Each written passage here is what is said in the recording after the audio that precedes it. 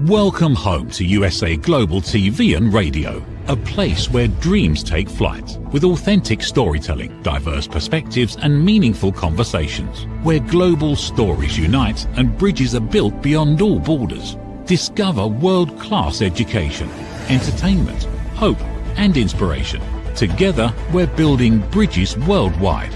Subscribe to our channel, USA Global TV. Download our app, USA Global TV. Be our guest or join our team. Visit usaglobaltv.com. Thanks to our founder and executive producer, Dr. Jacalyn Kerbeck. Music score by Yeffy Tang from Cloud Road Music. Voiceover artist Mike Porter. Creative direction by Paul Garcia. USA Global TV and Radio. Your home for global connection. All rights reserved. This video and its contents are the exclusive property of USA Global TV and Radio. Unauthorized use, duplication or redistribution in any form is strictly prohibited. Howdy y'all, Reverend Laughlin here. We're on the Wise Ones on the USA Global TV and Radio Network. And today I have a very special guest. We've been together before. I don't know, maybe not. Just disregard that. Let me start all over. Hi, Reverend Laughlin here. When I'm not doing TV shows like this, I do 3 every Thursday, back to back to back. I'm a researcher. I look into the human body at the cellular level, chemically speaking. I look for cause and effect relationships. Treat a cause, fix a problem. Treat symptoms, and you'll always be treating symptoms. My latest book is coming out July 4th. It's called Aging Sucks. And I go into the hallmarks of health, the hallmarks of aging, and the pathways of disease. And I go right down to the molecular level and tell you, why do things happen and what can you really do about it? What really works? That's enough about me for today. Let's go ahead and get started with my guest today, Alan R. Warren. Alan, please join me up here on stage. Hi there. First thing I want to say before anything else, great haircut. It used to be an original now where everyone's copying me. Yeah, it's been a little over 32 years since I started doing this. Yeah, me too. I was actually 16 years old like this. And it was a good thing because all the kids in high school would send me to the liquor store. And that's true story. And nobody ever ID'd me. So I guess I've just looked this way for a long time. Well, I had a massive loss of hair by the time I was in my late teens. And it wasn't until probably maybe 15 years in the military, I decided, take it all off. Yeah. And then I was stationed somewhere else. She says, maybe I just need to be shaving it. I don't need to have it just taken off at the barber shop and, you come back 2 weeks later and spend another whatever. So I just started taking care of it myself. That's right. But anyway, you've been writing books forever. You've been involved in a lot of different things, NBC, House of Mystery. Why don't we start with the House of Mystery just to kind of bring people up on who you are? Oh, okay. Well, the House of Mystery was originally started 15 years ago. And it was just by accident. I was producing another show. I got to do an interview and they heard it and said, let's let you do a show. And so what we were doing is just mystery. We were covering mysteries. We'd bring people on that would be researching or talking about mysteries. And that could be, health, murder, history, paranormal. We just sort of touched off on anything that kind of was in that category. And eventually, when the pandemic hit and we got shut down, we were doing things from studio to studio. And then we started getting into more authors as well, specifically. So the true crime stuff, that started back before the House of Mystery? Yeah, it was kind of on the side. And it would come into the House of Mystery at times if it was kind of a mysterious sort of unsolved thing. So we had some that would crossed over, and then we just did a separate podcast, Voices of True Crime, and actually have written some books with some interviews covering subjects like that. But if it's solved, not so much, just it was more of the unsolved stuff. Okay, so you primarily like the unsolved more than the solved? Well, personally, I like it all. But it's kind of, I follow the audience in that case. So it's more like that. And when I write, I tend to be more in the solved side when I'm writing a book, actually. So it kind of goes either way.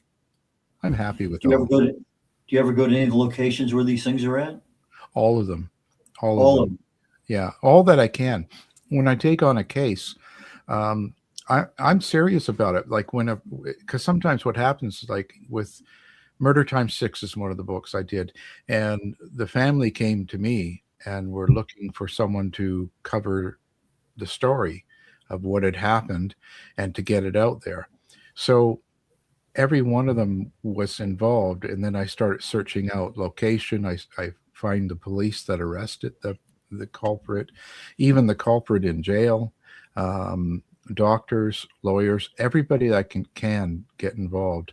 I'll get involved, and I'll go to locations because it means so much more when you're there and you're involved with everyone. And I think that's the key to it. It really is. If I can't get that, quite often I just put the case on the side and won't follow through. I need to have them involved, I think, to do a good job. Well, let me ask you an unusual question, maybe. At these locations, have you ever run into any ghosts?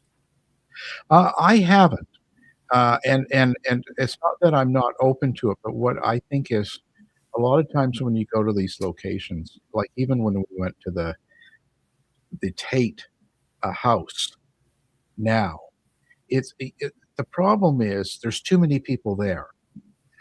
Like David Oman runs the Tate House now, and it's not even the original house. They tore that down and they built a new one, and he claims that it's haunted.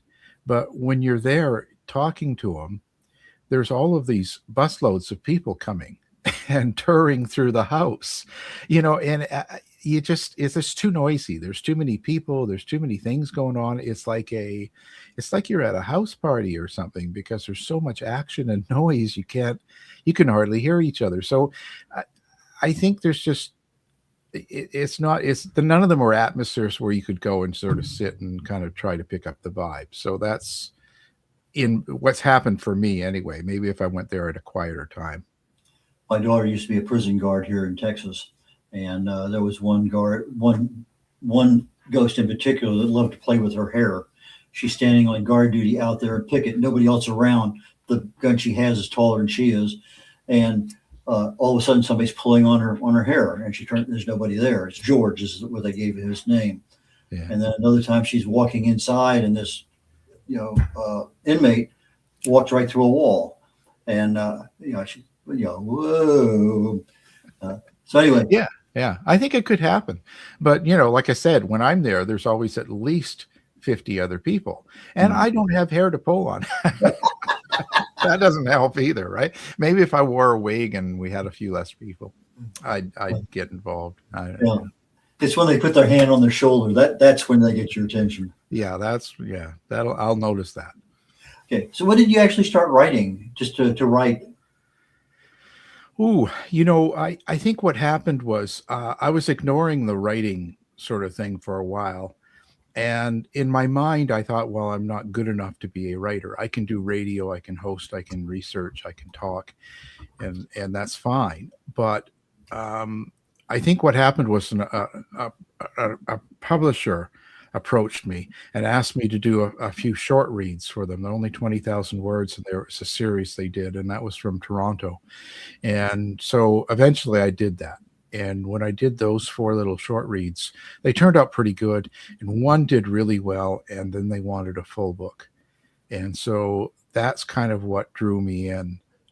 It gave me a little bit of confidence, I think, because I went through the publishing route rather than self-publishing. And that's kind of where it all started. And here I am now. I just got my 39th book published. So wow. Congratulations. I guess. I'm doing it all too because it's also my age. Like if I was 20 years old, this would be, fantastic. I'd look at it like I had a lot of years, but now I'm in my 60s. I don't know if I have a lot of years to really do a lot of stuff. And it takes a lot of time to put together books when you're researching, meeting people, going through libraries, reading papers and all that. So I don't know, it's different now. So I'm more cautious now. So you're old enough now to write books. I understand that. Yeah, I'm old enough to write them, and I'm getting a lot of attention. I get a lot of offers. I do a lot of magazine articles. I do a lot of things, and I'm taking most that I can because it's a great opportunity. I'm very fortunate to have come across is like where actually I do it. People read it, people, publishers, it's all working, and it's like it's an amazing thing. I'm totally thrilled. So I'm going to take advantage of it while they still approach me. Well, when you're dealing with, you mentioned a family a little while ago, is there Yeah. any special things with, waivers or releases, or is that something that the publisher takes care of and you don't worry about it, or what? It's kind of a combination. It depends on who you're dealing with and what the story is. A lot of times, what I do is I interview them and then spend a lot of time with them over a year or two. And at the same time, I'll take several of them, like on that Murder Time 6 again, that one. The officer that arrested the murderer, he wrote a chapter or an introduction. One of the survivors wrote a chapter. Another one did too that was going to the parole hearings. So I get a lot of people involved in it. So yeah, and then the publisher will take care of any legal things that need to be done for that particular book. But you don't always need to have that. There's a generic release that you can get from someone to use, like what they have to say and stuff like that. But you get them involved. The book is for them, especially when everybody's still alive, like in that case, like survivors and all that stuff. Older books that happened 100 years ago or something, you don't need near that kind of, legal documents signed by anybody because most of them aren't around. You have to hire translators when you're dealing with somebody who doesn't speak English? Oh, crazy. Crazy. I had that one I had to do, The Butcher of Hanover, and it was German, and it was from 100 years ago. But I had all of the detectives' notes as well as paperwork, and then they send it to me, and then I get it translated, and I still didn't understand it. And the reason is because it was slang and just the way they spoke 100 years ago in Germany. So I had to get another interpreter that understood that, who kind of would explain, oh, this is what he means when he says, oh, that's a good burger. Like I said, like, I want that cooked good. They had all these sayings that were totally, what is that supposed to mean? And so, yeah, sometimes it's really, really a procedure, complicated. It's not straightforward as you'd think it would be.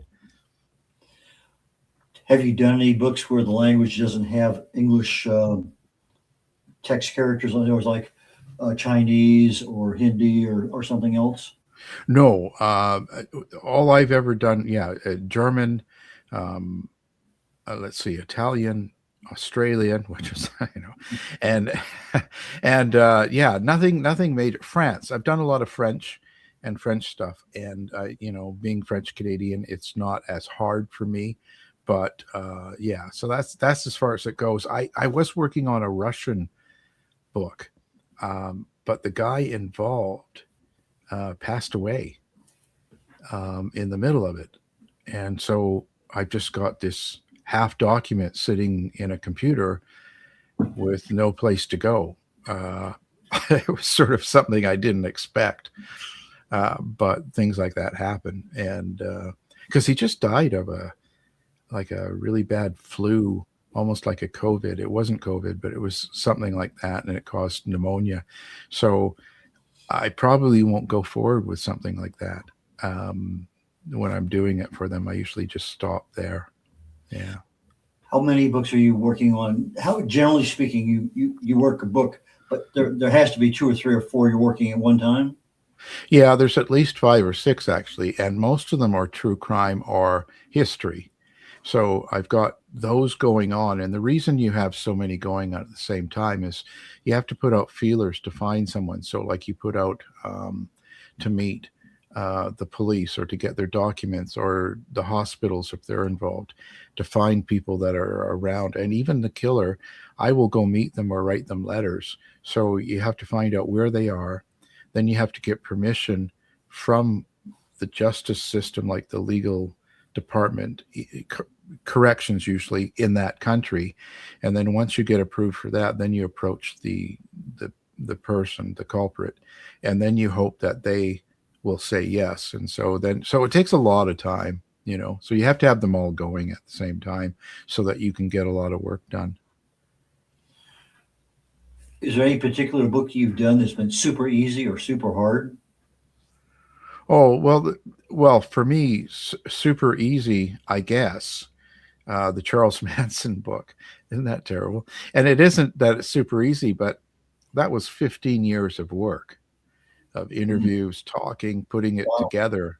And then when you sit down to write it, that one went really quick and really, really easily, in a way that it just all fell into place. Do you know what I mean? Like, you're putting it together, and it just worked. Everything did. And even at the end of it, and sending it in for the editing and the publishing, it was just perfect. And I don't mean that in an ego way, but I just mean everything was working.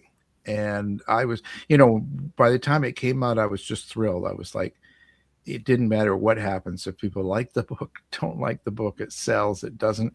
It was just, I just was so proud of that piece of work, that it was great. So for me, that's easy, because there's other ones you do, and man, they're labors and nothing works, and it just takes forever, and it's a lot of struggling and a lot of stuff like that. So yeah, so that's what that would have been, what I'd say easy, but it was 15 years, so not really. Yeah, I understand exactly what you're saying. I'm at that point now where things are just flowing. I'm cascading with my writing, and I really don't want to stop it. Right. But life gets in the way sometimes, and that momentum sometimes continues and sometimes it doesn't. So, no. You have an amazing collection of covers. I assume that your publisher takes care of all that for you. Well, and actually, I'll tell you what happened was the very first publisher the one in Toronto I was telling you about, they had, they do a lot of big books, and the person that designed their covers, I really hit it off with, like, cause she would send me covers and say, what do you think? And we'd work together and we'd get it done. I just loved her. And, so I approached her outside of it and said, do you ever do for other people? And she said, yeah, I work for a couple of publishers and some people. So then I started sending her my stuff. And so she's done my cover ever since. And it doesn't matter, because what I do now is I write the book, then I have it edited, and I send it to her, and then she makes the cover. Then when I've got it all together, that's when I send it to a publisher. Do you know what I mean? Or to an agent or something. So it's already completed. And I'll tell you, every time but once, the publishers have used her covers, have even said, oh, we really like this, we're going to go with this. So I hit it lucky by finding someone that does a great job. And she's been up, 2 of my books have been up for best cover, and it was her, right? It's not me, it's her work. So I'm thrilled to have her doing my covers, and they all turn out so well. Doesn't matter who I go to publish the book, she's doing my cover. So, well, congratulations, because it's your intellectual property that prompted her imagination and skill to develop that cover. Yeah, I'm lucky. Totally. Sometimes it's better to be lucky, isn't it? Yeah, I'm not complaining, man. Like I said, a lot of things that have happened to me I've been fortunate. It's a thrill, you kind of, it's hard work, but at the same time, you meet the right people and it comes together and you do it. Wow, this really works. And I'm just fortunate. I'm thrilled. Well, in a few seconds, we're going to take a commercial break. When we come back, I want to ask you about AI and your research, and kind of see where if any, you use that, or you do or don't. So that's kind of going to be the road we want to go down when we come back from the commercial break. Okay. Sounds good. Okay. How much of your value have you been giving away? Saying yes when the answer should have been no? Lowering your price to secure the opportunity? Giving more while receiving less? Over time, it adds up. Until one moment brings clarity, you've been giving away your value. This is not about working harder. This is not about doing more. It's about boundaries. It's about pricing. It's about respect. From Dr. Jacalyn Kerbeck comes a direct and necessary message. Stop over-delivering. Stop underpricing your expertise.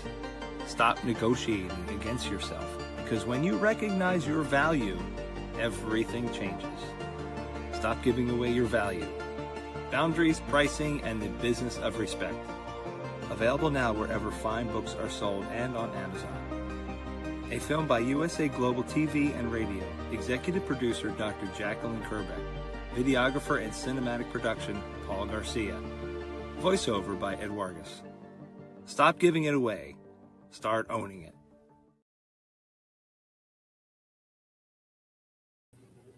Brad O'Loughlin here. We're on The Wise Ones on the USA Global TV and Radio Network. My guest today is Alan R. Warren. Alan, please join me back up here on stage. Hello. AI, is that something you use at all? No, I mean, it's I played with it some, but it's nothing I use because, well, one, it's kind of controversial, but the other thing is a lot of my stuff is historic and true, right? Nonfiction. So I find AI to be very inaccurate. It puts out a lot of misinformation, and I don't want to get involved with that.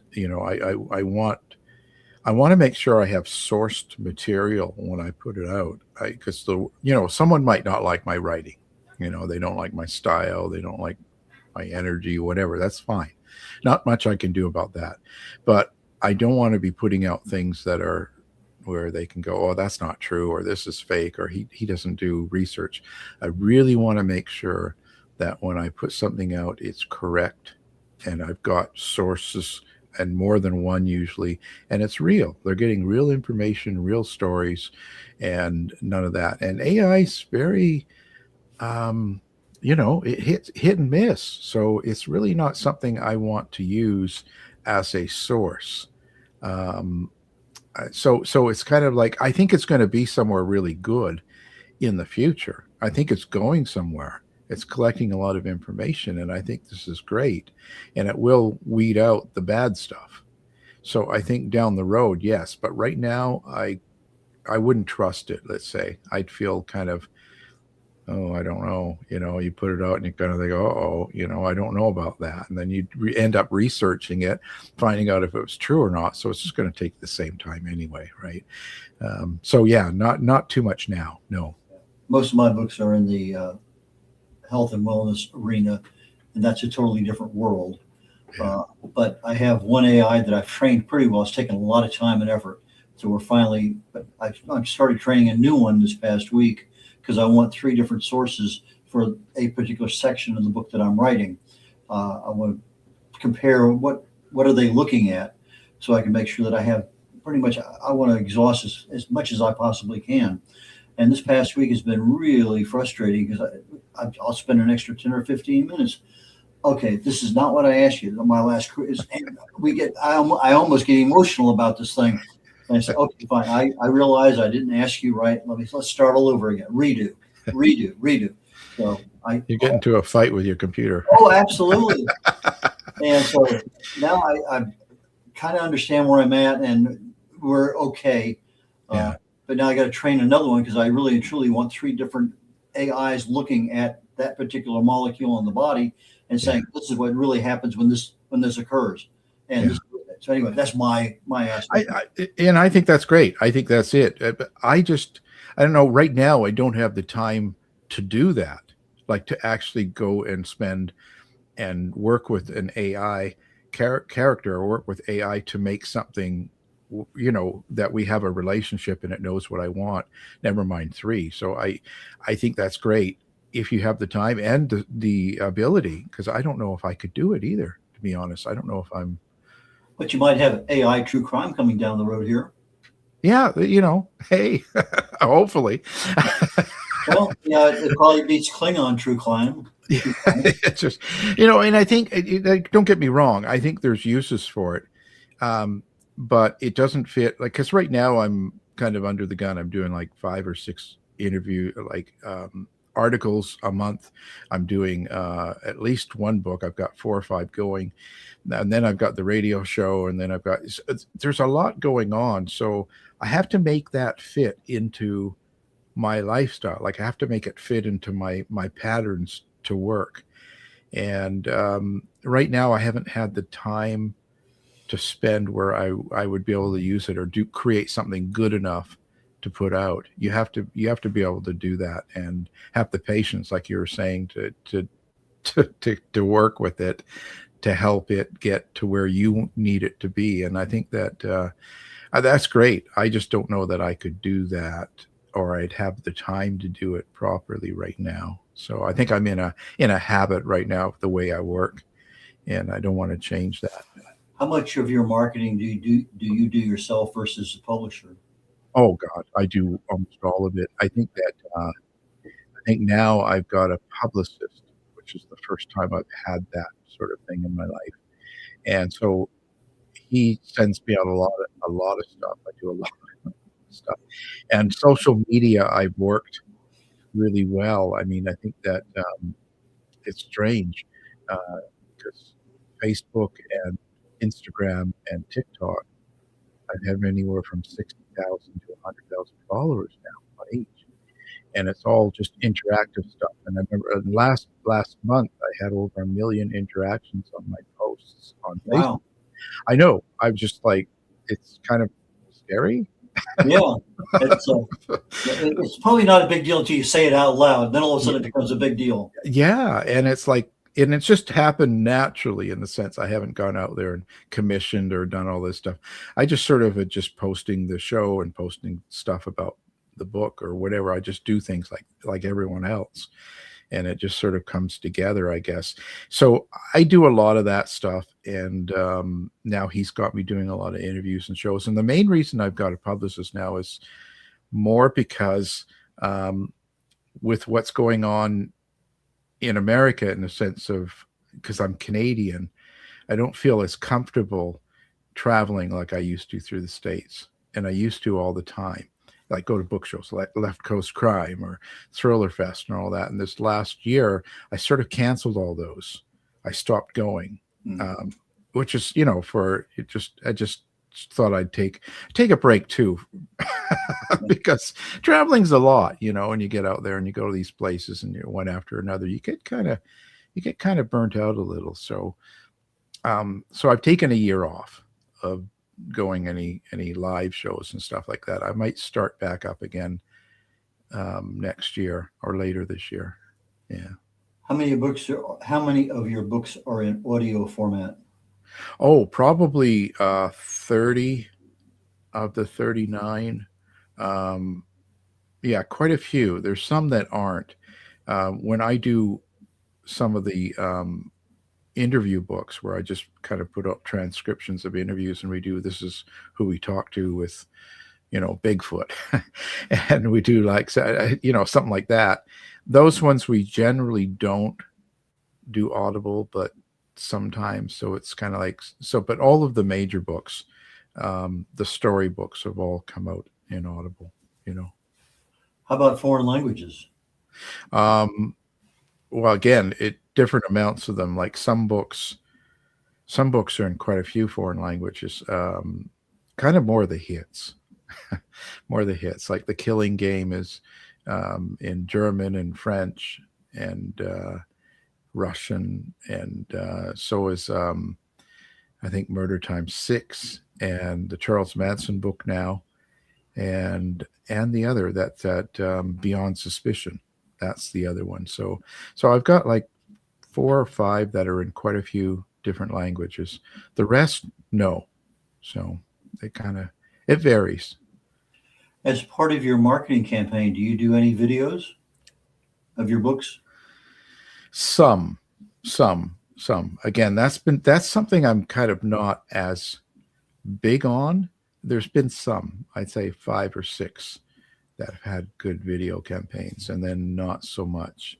That is an area where AI is really and truly just making headway. It's amazing how fast that's. I mean, I tell it, give me 45 seconds video. Here it is.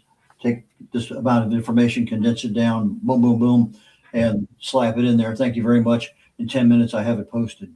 Right. It's amazing how fast that can go. Wow. Maybe I'll look into that for AI, because that makes sense. It Marketing. really, that AI really does help a lot. Again, you're writing a little summary here, there, and yonder, or whatever it is, and that summary is 300 words, 500 words. Tell AI, condense it down to a 35-second video, and then there's several different video options out there. You take that and slap that text in there, and it'll create a maybe 7, 8 still slides and the text written at the bottom and a voiceover, and voila, it's a done deal. Wow. That's amazing. Is it costly to do stuff like that? Yes, free. It's your time. Oh, okay. So they'll just do it for no money too. Yeah, Wow. the one that I use, I have two. One I'm paying for, one I'm not. But the basic one you can get done for free. Hypernatural is the one I use for free. And I usually put it into, I take my summary that I write, I put it into Chat GPT saying I need, 40 seconds. That gives me a nice little deal. I take a look at it. Okay, tweak this, tweak that. Okay.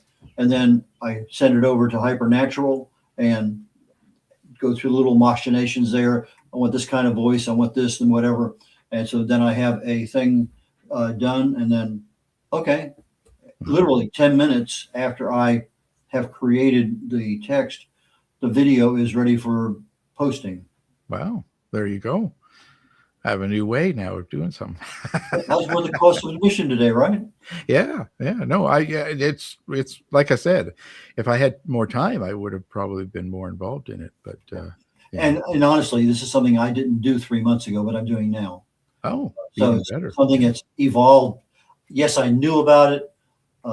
Didn't have the time for it. I can make a dozen reasons why. Right. Yeah. But all of a sudden became important, particularly with the book I want to release in July, that I started doing a few of them. Then I transferred over to, as you're saying, writing little articles here, there, and yonder.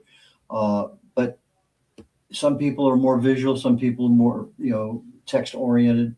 Right. And, what you have on Instagram is not the same audience you have on Facebook, et cetera. So that's for sure. and so there's just a lot. And if you're, getting that kind of volume, maybe you'll connect with, somebody who'll watch a 30, 40, 50, 60-second video on something. And it's up to you. You can change it all the time you want with the voice. It's an amazing opportunity. And like I say, it's your time, literally. Yeah, but it's worth it. Because, and I'm not the only one. So many authors have to do a lot of their own promo. Some of the publishers, they'll send you out in book signings or some bookstores. And there's some things, like, don't get me wrong, but the majority of them, all the small, medium-sized, and even self-published people, you're kind of on your own. So the more of that stuff you can do, the better. Because like you said, every little thing you put out might connect with one person or 100, but it's a good thing. You're getting your brand out, your name. And the other thing, Alan, is the fact that you may be paying somebody to do something that you could do with just a little bit of training. Yeah. And what is it worth to you? Is it, if it's a $10 video, I'll, whenever I need one, I'll, but if it's a $110 video, maybe. Yeah. But at some point in time, there's a break-even point. I decided this year I want to be doing all of my own marketing as much as I can. So that was part of the shift in me using somebody else for free or pay, and then doing it myself, because I understand things a whole lot better now. So yeah. It's all part of it too. The growth of learning these things. I think it all is part of it. It all creates the atmosphere when you do another book. It's just all part of it. It becomes part of what you're doing each time you do a book. So I think it's a good thing. I think it's fantastic, actually. So, when you only have a couple books and you look at the sales, thank you very much. But, when you have 3 dozen books, how much time do you spend actually looking at the business of being an author? Not so much anymore. I used to be sort of paste it to the review page and stuff, like, oh my God, I got a review, and stuff. I used to be really into, what you sold, and I would check it every day. And I was like, really, oh my God. And that, but something changed somewhere along the way now. And I don't want it to sound like I'm spoiled, but I look at it. Sometimes I'll be on Goodreads, for instance, and it'll say, 1,600 reviews, about 4 out of 5 stars, your average. I'm thrilled. I don't need to go into detail. I don't need to see someone telling me I can't write 1 star and someone else telling me, oh, this is amazing, 5 star. Like, I don't need to, because I found that the more you get involved in the noise around you, which is the reviews, comments, what people say, all of that stuff, the more involved in that you are, the harder it becomes to write. And you change your writing then. You see that people all of a sudden, it's good, but he's this or he's that, or he doesn't talk about, you get all these things. So then you start writing your next book thinking of that. And that becomes part of what you're writing. And I don't want to be the person writing for the reader. And I don't mean that as in, I don't care what the readers. It's about, I don't want them sitting over my shoulder and thinking, oh, they're not going to like that. Maybe I should do this. Or they're not going to. I don't want to do that, because then it started, I'd rather just sit there, do the job that I'm doing, writing what I'm writing, and get it out there. So the people that are really interested and people that really like it or they appreciate it will appreciate it. They will like it. I don't need to be trying to impress by all the reviews. And not only that, I find that a lot of the reviews and the comments, they come from people, and you can tell kind of maybe what their day is. It might not be a good day, or it might be a great day. And that affects a lot of what they say. And so, like I said, I don't want to get that to where it affects me. And I saw that happening earlier on in my career. I saw that I was kind of reacting a lot and trying to do this. And you know what? Let it all go. And that's what anybody asks me. And they say, well, what should I do? I'm a new writer. Well, just write, read, focus on what you do, and you get better with time goes. And just be happy. Just go with it. And don't worry about all that other stuff. All that stuff around you comes and goes, and it moves to someone else. So it's not that important. Really kind of focus on what you're doing. I think the only ones that really mean something to me now is when I get another writer who I've never met. I don't know them. They read a book and then they send me a comment somewhere on social media or somewhere, and they say, hey, that was a really good book. I really like this, or whatever they say. That's amazing. That's so much more to me than anything else I can get, because it's another person in the same thing I'm doing. They're writing, they're working, they're going through the same challenges I go through. And they, for some reason, they've picked up my book. They've actually spent time reading it. And then they send me a comment, and they're like people that write and do this. I think that's amazing. That's the only thing right now that sort of affects me that I pay attention to, because, it's something that's really, it kind of means something. Not that people's reviews don't mean something, but this is like amazing if that happens, because I know they know what I go through, and they go through the same, and you have that little bit of a relationship that way. I think that's the best thing I like. Alan, we're getting real close to the end of the show. How do people get in touch with you? How do they buy your books? Well, they're available anywhere. So Barnes and Nobles and some smaller bookstores, and in Canada it's Chapters, and of course Amazon. They have everything, and my website has everything as well. AlanRwarren.com, and it links all the books. You can get a signed book from me as well, and it also links the shows. I've got over 2,500 interviews with other writers on there. That's all available anytime in all sorts of categories, fantasy, crime, fiction, to you name it. It's on there. So that's the best place to go, I would say. Okay, for our audio audience, it'll be joining us later on this afternoon. Alan, ALANR Warren, WARREN.com. Alan, thank you so very much. I really enjoyed it. I look forward to our next conversation. Fantastic. I did too. It's great talking to you. Thank you. Take care. Bye now. Getting ready to wrap up today's show. If you're watching the show on YouTube, please be a subscriber. If you're not currently right now, it means a lot to us. The show is found on USA Global TV and Radio, on the YouTube, and also on Dr. Jacalyn Kerbeck. The show is streamed on both of those live. My next show starts literally in about 18 minutes, and it's called "What is Your Plan to Age Gracefully?" I'll be looking at the main driver of aging and what are the things that we really can do, because there's just so many things out there that interact and are touching things peripherally. You do something and it bumps something else over. So that's my primary focus today, is we have the ability to age gracefully. Why not? Take care, y'all, and I look forward to seeing you next week. Brad O'Loughlin. Take care. Hey, you. Psst. Yes, you. Watching this right now. Are you creating content, a blog, a podcast, a newsletter, going live on Instagram or TikTok, and still not seeing real visibility or growth? Here's why. Anyone can post, anyone can go live, but not everyone is positioned to be taken seriously. Right now, people are going to YouTube to search for experts, for answers, for credibility. So while you're putting in the work, someone else is being seen as the authority. Not because they know more, because they're positioned better. Now imagine this. Your own professionally produced TV show, marketed, distributed, optimized with SEO so people can actually find you. Not just seen, but searchable, discoverable, positioned.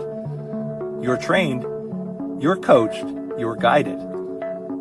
No experience necessary, but you do have to be coachable, because this is about stepping into a higher level. This isn't about doing more, it's about doing it right. We've already built the platform, 2 YouTube channels, a global audience, a Silver Creator Award. So the question is, how much longer are you going to rely on temporary visibility when you could be building real authority? If you're ready to be seen differently, go to usaglobaltv.com and apply to host your own show. This is for individuals who are serious about investing in their visibility, their credibility, and their growth. If that's you, we're ready. USA Global TV and Radio, where your voice becomes your platform. Executive producer, Dr. Jacalyn Kerbeck. Videographer, Paul Garcia. Voiceover, Ed Vargas. All rights reserved. This production is the exclusive property of the USA Global TV and Radio and may not be reproduced, distributed, or used without written.